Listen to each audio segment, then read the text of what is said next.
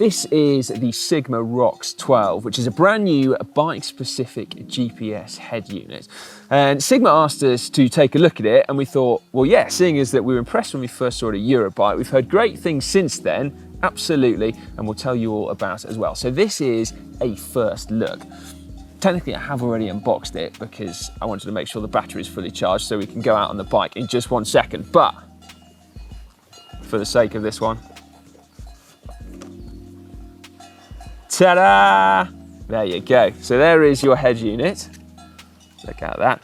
But we'll leave that to one side for just 1 second because there's some other cool stuff in here as well. This is the sport specific set. So it actually comes with some additional sensors as well, like a speed and cadence sensor and a heart rate strap as well. There is another more pared down option without those additional sensors, but there is some cool stuff in there, if you'll forgive me whilst I find it. Aha! Like this, which is the out front mount, which also comes with an adapter to allow you to fit a GoPro to it as well, which I think is a really nice touch. Back to what you've come to see though, the main event. This is the head unit. As you can see, it's got a nice big 3-inch screen on there, touch screen, although it does have buttons as well, should you prefer. So you've got 2 on the side to scroll through your apps or your screens. And then you've also got a start lap button there, stop button, and then a home button there. Now here it is next to an iPhone for a size comparison. But actually the comparison with the phone is quite a good one anyway, because this runs on an Android platform. So in use, it feels very familiar. You scroll from side to side through various different icons, which are kind of like apps. You also swipe down for a shortcut menu. You swipe up for navigation.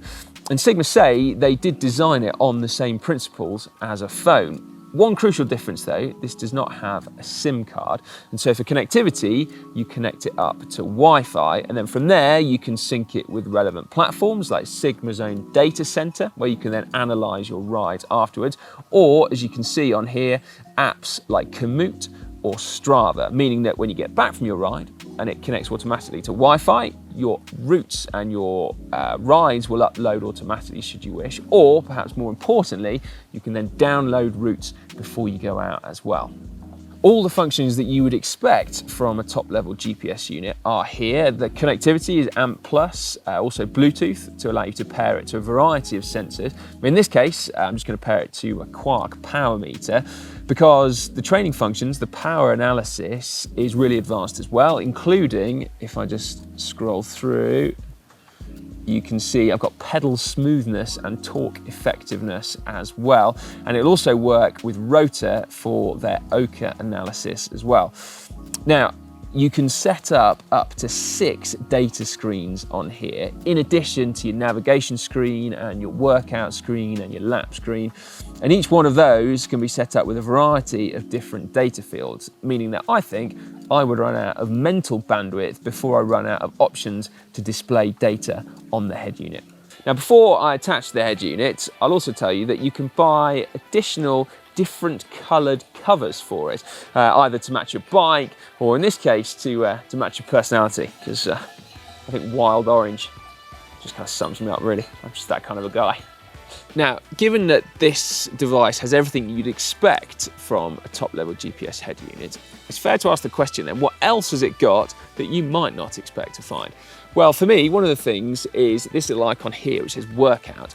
And that gives you the ability to actually create your own interval sessions on the device itself. You could create them somewhere else and then upload them on there, but this actually allows you to build them here. You can see I've created 2 already, 2 of my favorites, Brutal and Savage. And you can actually follow them indoors, of course, or outdoors as well. Given our location here in the quite incredible Dolomites in the Alta Badia Valley, I'm less concerned about training right now and more just desperate to get out on my bike. And so that will lead us very neatly on to perhaps the strength of this device, which is its mapping and navigation abilities. The ROX 12 uses open street maps, meaning that you can have anywhere in the entire world on this device completely for free. It comes preloaded with the maps from the country that you live in and those closest to you, but should you want another continent, you could simply go online and download them. And as you can see, they're pretty darn detailed, given that these lines here are just hiking trails. They also come loaded with an address function and indeed points of interest. So if we go back to our navigation screen, you can actually see that you can use those as points to navigate to, along with a total of 9 ways of using this device for navigation. But the one that has absolutely blown me away, and I think is marginally bonkers, is this, draw my route. So this gives you the option of literally drawing an outline on the screen, and then the device will plot a route based around your squiggle. Now you can change how it selects the best routes for you to ride using this little customizer here. So you can see I've got it set to favour major roads over unpaved roads and cycle paths. So effectively set up for road riding, but you can completely swap that round to favour mountain biking if you so wish. But rather than have to fiddle with this every time you decide to go on a different type of ride, perhaps instead of a road ride, you go on a gravel ride or a mountain bike ride, then it's also got 4 what are called sport profiles. So you can have each one set up for a different style of riding, road, mountain bike, gravel, or whatever. And it will remember your routing options for each one, but not only that, you'll also remember your display options as well. So for example, you might have a power meter on your road bike, but you might not have one on your mountain bike, meaning that you wouldn't need the screen with all the power data on there. And so when you change your sport profile, you therefore wouldn't have that on your device at that point. Happily, the route that it has selected for me based on my preferences is the iconic Sella Ronda, which is excellent news. Whilst I'm doing it, I can turn on live Strava segments so I can keep a track of my progress in real time compared to my personal best or the king of the mountains on those climbs. And then something that really is incredibly simple when you put into the context of all the other tech we've been talking about, but I think is great and would work for me, are eating and drinking reminders. So if you're anything like I am, and you can very easily forget these most basic but crucial of functions when on the bike, then this is going to be a great idea. In fact, back in the day when I had an old school bike computer, I used to look at the time and make sure that every 15 minutes I had a bite of food. But it's a hit and miss technique.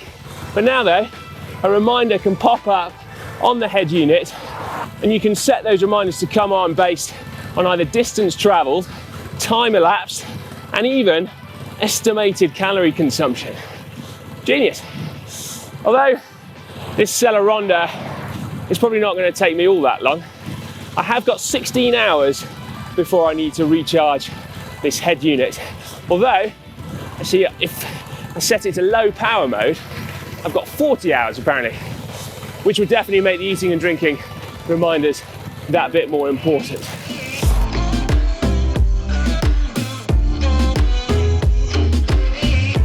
Right, well, if you'll excuse me, I'm just going to enjoy the rest of this bike ride.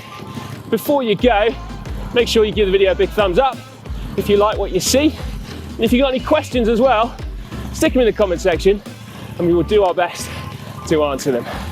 Now, if you want a little bit more landscape porn from right here in Alta Badia, then why not check out Chris and Emma doing the Maratona and having a little bit of a GCN race. That one's on screen now.